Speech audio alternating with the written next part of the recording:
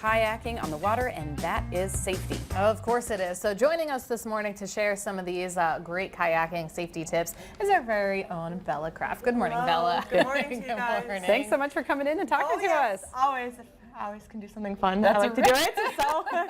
And you went out kayaking the other day, or maybe a few weeks ago now. Yeah, it was like the end of May, so I'm gonna be honest, I forgot a little bit of the stuff. That's and all right. It was really cold when we went, but ended up warming up. But Yeah, there are some things that we need to remember, though, right? yes, yes. So one of the first things, so I've been kayaking.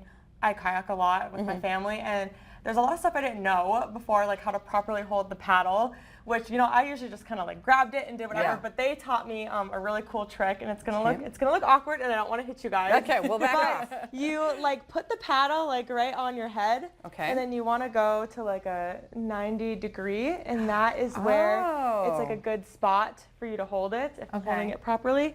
And one of the things I learned too, because whenever I was kayaking, I was getting all these bad like blisters and stuff, and that's because I was actually holding it too tight, which you like think you want to hold it tight. So you don't drop it But in the water. but you really don't have to. You just kind of like let it kind of rock a little bit. And something I also learned is my arms were always getting so tired after I was kayaking, which isn't good because if you do tip in, you're gonna have to use your arms to get yourself swimming out.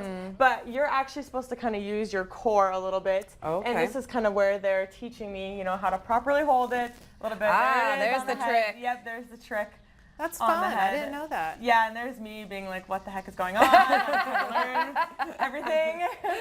But there was a lot of knowledge and I was a little confused, but I got the hang. The hardest part for me was learning how to like twist my, it's all kind of like in your hips / in your core area, not in your arms. Yeah, it's one of those things where you think it's going to be tiring, and it is, but it's good to know the important positions and Yeah, things, like I didn't realize, because like whenever we went out kayaking, like it was always like pedal to the metal, like my mom was always like going way too hard. I'm like, oh my gosh, I'm so tired.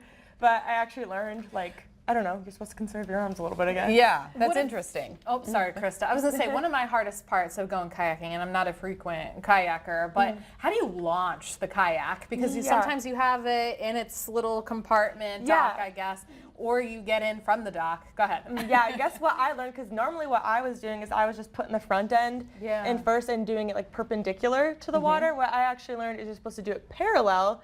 And it's kind of shown right here, but if you can like either straddle it, so you have both like one foot on one side and the other on the other side. There's me learning how to do the paddle out, and I had it backwards.